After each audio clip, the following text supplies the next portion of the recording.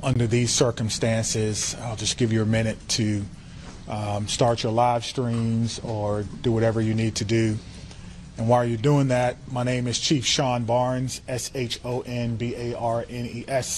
I'm currently the Chief of Police for the Madison Police Department.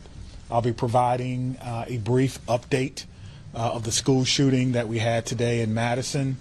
There is some information that we're not going to release because it's still an ever-evolving situation. You'll hear from some of our representatives from our city and from our county. And behind me are a lot of people who came together today to make sure that the day ended well and that everyone else was safe. So with that being said, I'll go ahead and start my remarks. Today truly is a sad day for Madison and for our country. It is a day that I believe will live in our collective minds for a very, very long time. Here are the details. Today at 10:57 a.m., our team was called to the Abundant Life Christian School in reference to an active shooter. We know that 3 people are dead, including the suspect shooter. We know that the suspect shooter was a teenage student who attended the school. At this time, we're not releasing the age or gender of the student or any other identifying remarks about the student. 2 other people have died. That died were a teacher and a teenage student. 6 other people were injured. 2 students are now in critical condition in the hospital, and these injuries are considered life-threatening injuries. 4 students are also at other area hospitals with non-life-threatening injuries. But these are just the physical injuries that we know about.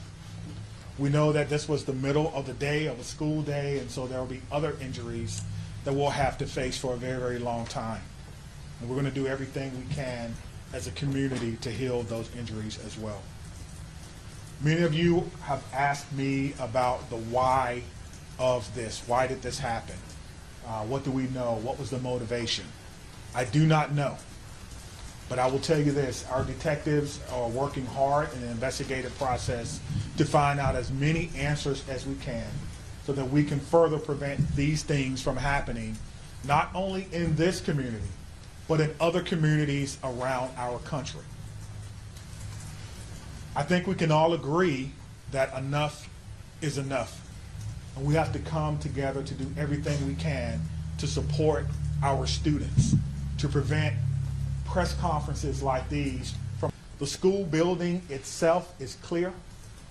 We've cleared the school. There's no other threats or danger to the community. We're in the process now of what we call reunification. And what that simply means is making sure that every student that was in the school is present and accounted for and returned to their loved ones. This usually takes a while, but we have practiced, unfortunately, and practice, and that's why we're able to reunify students with their parents within hours of a school shooting. The reunification is taking place at the Dean Clinic on Stoughton Road, and I certainly thank them for their help. Again, we need our public to find an alternate route. If that is your normal way home as we get closer to the end of the day, please be patient or find another route home. We're currently processing the scene. We're interviewing those who may have been witnesses, and we're obtaining search warrants to get additional information. And lastly, I want to just say thank you to everyone who's standing behind me, the organizations and agencies that they represent, the men and women of the Madison Police Department and Dane County Sheriff's Office who selflessly ran into a building not knowing what they were going to encounter. Many of you know this about me, but I started my professional career, if you will, as a public school teacher back in 1997. And I taught public school for 4 years. It was one of the greatest joys of my life before becoming a police officer. And I can tell you what a special place our schools are. With that being said, we owe it to our community to do everything possible, special place, but a safe place as well. And we're going to continue to do that. So we ask for your patience as information is coming in. We will do the best that we can to bring you accurate and timely information, but we want to make sure that our public knows that we're working extremely hard on this particular incident. There are a lot of people involved, and certainly we're going to come together as a community. I'd like to bring up at this time Police Fire Chief Chris Carter. Thank you, Chief Barnes. Before I start, the only thing I can say is this is not a place that any fire chief or any one of us would ever want to be, and I can't believe I'm standing here today talking about this incident. The fire department is a part of this community, much like all of the folks standing up here with me today. Our hearts are with and our arms are around everybody impacted today and everybody within our community. With that, I won't repeat the details shared by Chief Barnes, but I will share with you the fire department activity for today. Much like Chief Barnes mentioned, at 10:57, we were also dispatched with Engine 5 and Medic 5 to the same location. Throughout the course of the incident, we responded with 5 engine companies, 4 ladder companies, 15 ambulances. I would like to take a moment and share our gratitude for our county partners throughout a multitude of EMS and fire agencies that joined us in the response today. We also had 11 off-duty chief officers that came in on this response. It was a tremendous response from the fire department. We transported 4 patients to St. Mary's. We transported 3 patients to the University of Wisconsin hospitals. On the arrival of our crews, I can say my gratitude to our membership for what they did and their selfless actions today. It's hard for me to place into words what they ran into as well.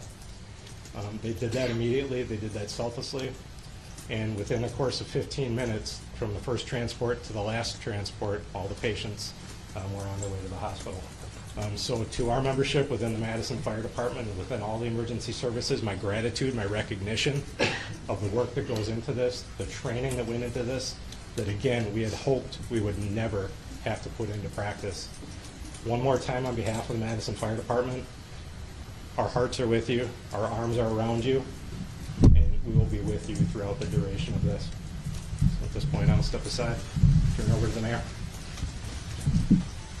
Thank you, Chiefs, both of you. This is an incredibly sad day for our community. As you've heard, there is no danger to the community at this time, but our entire community has been impacted by this tragic incident. On behalf of the Common Council and the City of Madison staff, I want to offer our heartfelt condolences to the victims and families and to the whole Abundant Life community. Our focus now is on supporting them and supporting the victims and their families.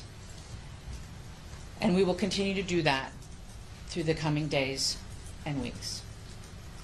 I also want to thank our first responders, the police, fire, the medical staff, for their quick action and their life-saving efforts. As you've heard already, this is a whole of government response. It is not just police and fire. It is not just City of Madison. We have folks from all around the county. We have folks from multiple agencies engaged in both the initial immediate response and the ongoing support, and will be engaged for days and weeks to come.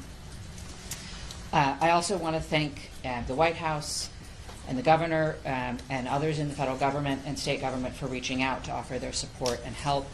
And we will be drawing on resources as needed going forward. But the most important thing right now is to make sure that we are centering the victims and their families, and that we are doing whatever we can to support them and to help them heal, and to lift our entire community up through this difficult incident. I am on record that I think we need to do better in our country, in our community, to prevent gun violence.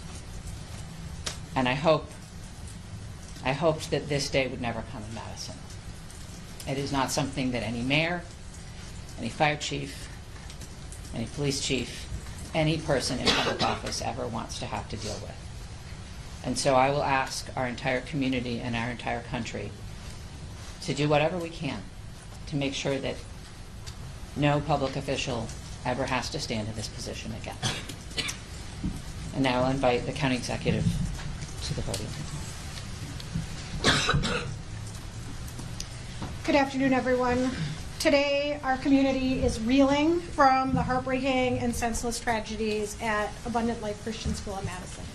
As a mom who received a text from her son at a high school here in the city of Madison wondering if he was safe, I can tell you, this hits you in the gut.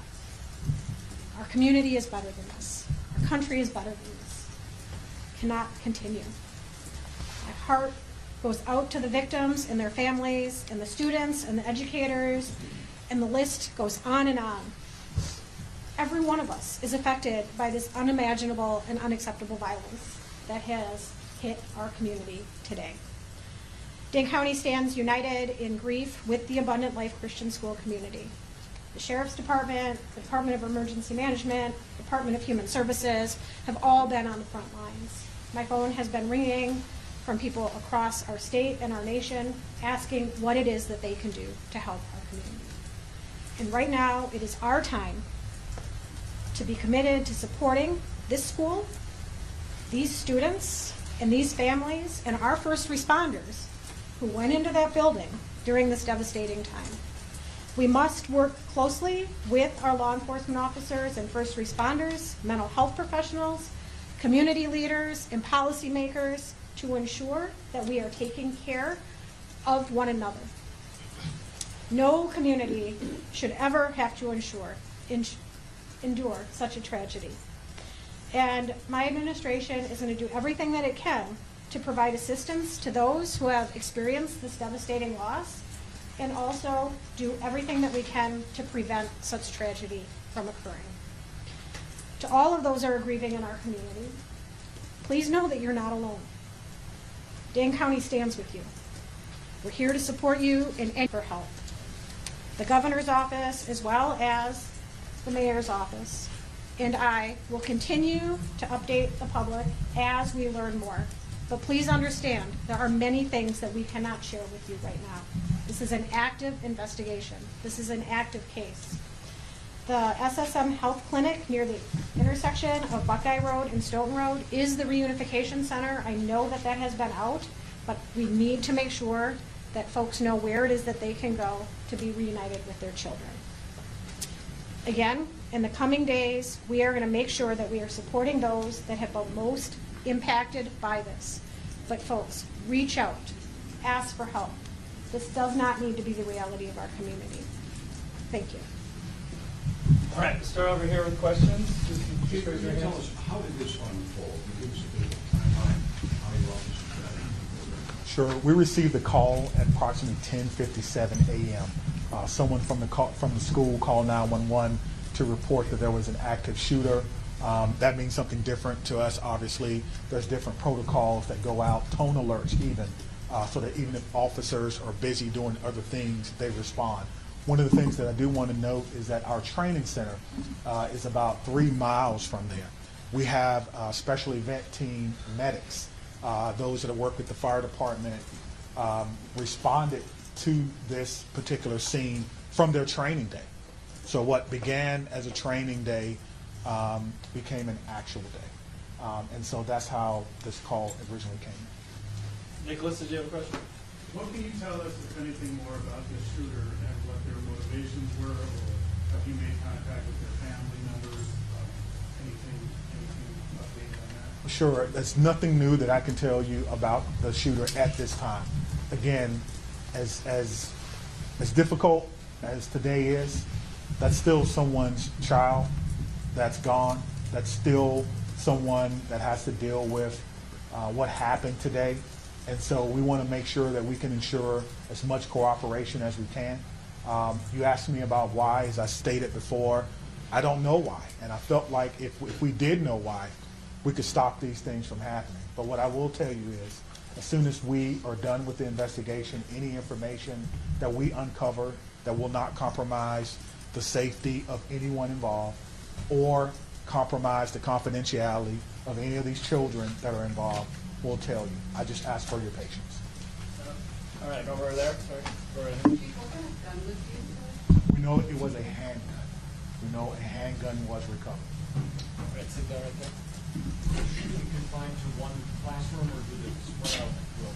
We know it was confined to one space. I do not know if it was a classroom or a hallway. One of the things that we've gotten very good at, certainly different from in my day, is that if you do not need to be in a crime scene, you do not need to go to a crime scene. And so the crime scene and those persons who were involved, they have that crime scene locked down. I did not go or enter into that crime scene. But if you can imagine, most schools, the students go together, but they are segregated. So on each different floor, in each different group. And so there's no evidence that anyone else was injured that was not in the age group. Any other? What can you say at this time about how school staff responded? I cannot speak to how the school staff responded. You know, we did have injuries, but it could have always, of course, had additional injuries. I do not know what the school's protocols are. Again, this is a private Christian school. I know that we have a very good rapport with MMSD, Madison Metropolitan Schools, public schools. So we have done trainings for them before, but I would assume that most of the teachers have the same or some similar type of training as a part of their certification. There's conflicting reports online about how many students are enrolled at this school. Can you confirm approximately how many students attend? I do not know how many students attend the school, but their website says that they serve about 200 families. Right in the back, White. What kind of support system are being made available to people who are affected by That's a good question. As you heard from our mayor and our county exec, we have services within our government that will be made available to them. I have a lot of confidence that they're going to follow through on that, and we'll make sure that that persons who need to. You guys want to speak to that? So, Dane County Human Services, as well as the Red Cross and other consolidated agencies, are already on scene. And we will continue to be on scene, and those resources will be bolstered. Again, please reach out. You are not alone. We are going to navigate this together, and there are people who are affected by this trauma who are not in the reunification center or at the school. We need folks to be reaching out because we do have resources available. Thanks, Sophie. Did you know if Abundant Christian Life School, did they have a school resource officer in place? It's not my knowledge that they had a school resource officer. That if they did, it would be a police officer, and I know where they all are. They're not in the schools right now. Get to you in the back there. So in terms of witnesses that you mentioned about investigation, what does that look like? How many Sure. witnesses are you guys speaking of? Sure. So the detectives will talk to anyone who may have seen this particular event unfold. Anyone that may have been unfortunate to hear something, they will be talking to them. It's my understanding that that's in process now, and everyone is cooperating fully. That will give us an idea of not only what unfolded, but it could answer the question to motivation, because again, the students who unfortunately had to witness this. But that's not something that we want to rush. We're not going to interrogate students. We're going to give them an opportunity to come in and speak to what they may have saw when they feel ready, which is why some of these questions can't be answered now. All right, Spectrum Room. How do you reassure the community that it's still okay to go back to school? I mean, everybody's got kids, and I think, maybe it happened in this school, but there's everybody that's got kids anywhere, right? This in Dane County, it's gonna be hard. Yeah, I think you're asking me, how can I say 100% that no child will ever be harmed in school? I can't. No police chief can. But all I can tell you is that we have systems in place so that if something happens, we can respond like we did today. I can tell you that our mayor and our county exec has committed resources to not only public health, but also mental health. I can tell you that every teacher that I've ever had contact with at MMSD cares deeply about their students. Every staff member, I talk to staff members all the time who tell me things that are going on in the schools and want to do whatever they can, even if it's unanimous, to let me know that they want that thing. If you know someone who may be going through a difficult time, please reach out to someone.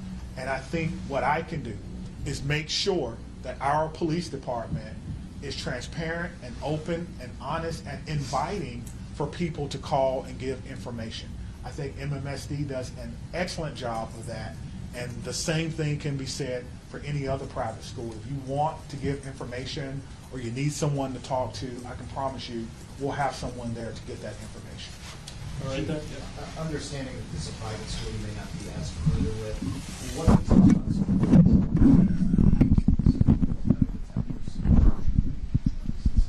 Yeah, that's a good question. I've never been in this school, unfortunately.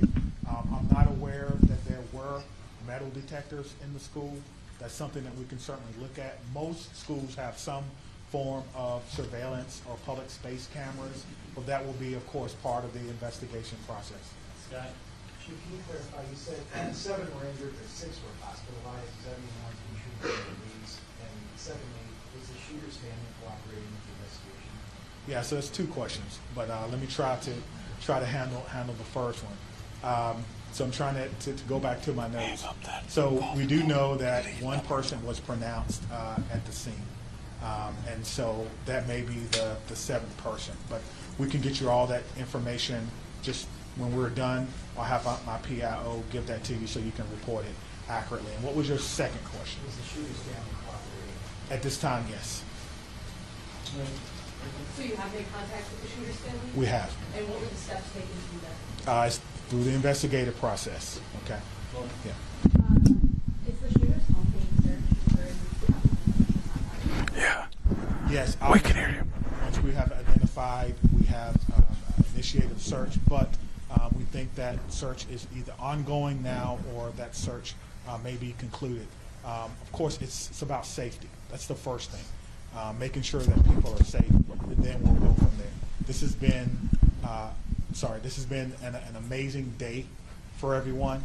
And so if you have someone who is deceased, who may have been a shooter, you want to make sure that their family is okay. You don't know. And so that is what we're doing right now. It is about the safety of everyone. This is going to be a long day for the Madison Police Department. We just want some of your patience. Are you aware, had the school had any prior threats? And then just, jumping off of that, do you know if the shooter had any prior contact with law enforcement? We do not know that the shooter had any prior contact with law enforcement, but I did do a check of the school. There were some calls, but they were like 911 hang-ups, things of that nature. There was nothing that suggested that the school was a place that violence would occur.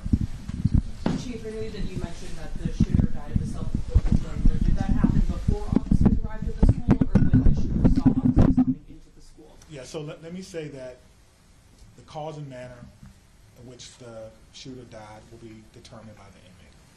But what I can tell you is the shooter was dead upon our arrival, police department arrival, and no officers fired their weapons. Okay? Lucas? What are these search warrants here? Are they at the residence on like the device the shooter had? I'm sorry. The extent of the search warrant. Yeah, so the extent of the search warrant is to be able to go in a place that we don't have permission to be in and make sure that everyone is okay. And then if there's any evidence that we think we need to collect, we could only do that with the use of a search warrant. And so, again, we have to determine if there is evidence that we will need. Everyone wants to know what led up to this. Are there any additional threats to public safety? Is this person or was this person by themselves? There are a lot of questions that we want to answer, but we have to answer the safety questions first, and then we'll move on to some of the more investigatory questions. Are you in possession of any of the shooter's devices? I am not, no.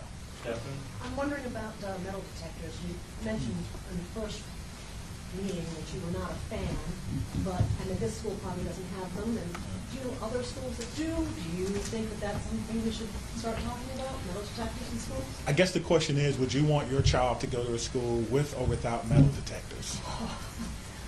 I can't answer that. I can't. Right now, it's one without them. Yeah, absolutely. So the idea is to create the safest environment that we can without metal detectors. That is my answer. Chief, this was a shooting at a Christian school right before the Christmas holiday. Can you address the impact of that? And is the Christmas holiday at all, in your belief, related to as a motivation for the shooting? Yeah. So to the question of motivation, we don't know why. But to the question of so close to Christmas, we have a lot of people going to be impacted. If it's a Christian school, then obviously our holidays, our Christian holidays are very important to the students, very important. It's a time for family. Students probably getting ready to go out on break, and now the break will be members who perhaps lost their life. That's why I'm asking everyone to, of course, keep Abundant Life Christian School in your thoughts and in your prayers, and we'll get a couple more. Okay, real quick, Phoebe. So it's a private school that gives public money to the value system. So what has this revealed about maybe gaps in security or training for staff? And is that something you're thinking about whether schools are private or state funded money to do, the public schools when it comes to safety? Well, what I'm telling you is that in 1997, I began my professional career as a public school teacher. I taught history for 4 years before becoming a police officer. So I did not get far enough to take courses in administration and budgeting of schools. I don't know what governs private schools, if they receive money, where that comes from. That would probably be a question that you would probably need to ask someone who's more intimately involved in the school system and what their requirements are if they do receive that. But you could probably compare what has happened or what goes on, their security measures, with the security measures of any school in NSD, and then that will may give you your answer. That's a very one very quick follow-up. Because you know there has been some criticism to the law departments and their response to these school shootings, and it's particularly involving. How did that inform your game plan today, and how quickly were your officers able to get into the school? What were they told to do? Sure. We train on this, as I spoke about earlier. When officers arrive on the scene, they immediately go in, which we did in this case. Stop the threat, stop the killing, find the killer. That's how we train, and that's exactly what we did today. There's no waiting, there's no coordination of who's in charge. Everyone knows exactly what to do. I spoke about this earlier. We train on this constantly. Our commanders, including the fire chief and I, was in a commander's training less than 2 weeks ago, going over this exact same scenario for another fictional location. And so all of that came into play today, and our officers performed extremely well based on their training and based on the expectations that they know exactly what to do. Stop the threat, stop the killing, find the threat. Chief was the. Hold on, right here. Thank you, all. Yeah. I think the questions have been asked, and we're straying a little far from what's most important at this point in time, and that is the victims and their families. I have 3 things to add. First of all, there is a lot that our community can and will do in the coming days to support the victims and their families, and we will have more information at future briefings. If anyone, and I would urge you all to include this in your stories, if anyone needs mental health support as a result of this incident and the coverage of it, I encourage them to reach out to 988 by phone or text and to get the mental health support that they need. It is incredibly important that we take care of our community in this very difficult time. We all have a role in preventing gun violence. Our entire community needs to be part of the solution here. There are many things that we can do, and we can have those conversations in coming days. But first and foremost, what needs to be the priority for all of us is supporting our young people. And that is where our community's attention needs to turn at this point in time. The police department, the fire department, the city, the county will share additional information about the investigation as it becomes available. But I urge you all to find resources to support the victims and families at this time. Thank you all. It'll be at cityof Me, Stephanie, and Cynthia will stick around and answer any other questions, folks. That's all. Let me say just before I go, because the mayor mentioned that this was a whole of government response. It certainly was, and there's so many people that we want to thank. We cannot thank everyone, but it's also a whole of law enforcement response. Even though we are in different agencies, we all have the same training, and so I want to thank our partners with the FBI who are here with me today, partners with the ATF, Dane County Emergency Management. Of course, we already talked about our fire department. We've got calls from the Attorney General of the United States, Wisconsin State Patrol, our governor's office. But thank you for how you responded, professionally, quickly, and according to the way that we all trained, and it all came together to ensure that no other persons were hurt. Thank you. Chief, could you just say what time you guys made entry? We just want to nail that detail down. That's the time you made entry. In 1 minute? How long does it take till they arrive to the school? How long does it take till they arrive to the scene if they receive the call at 10:57? Yeah, so I will work on getting that information for our next media briefing. We plan to meet here at 5:30 tonight, and I will work on getting that information. Do you know how many kids I don't have that information. I can. They want to go live, they said. Okay, and also check his social media at all. Hey, That is something, yep. that is I'm right behind you. investigation. I'm going to be right behind you. They want to take me right now.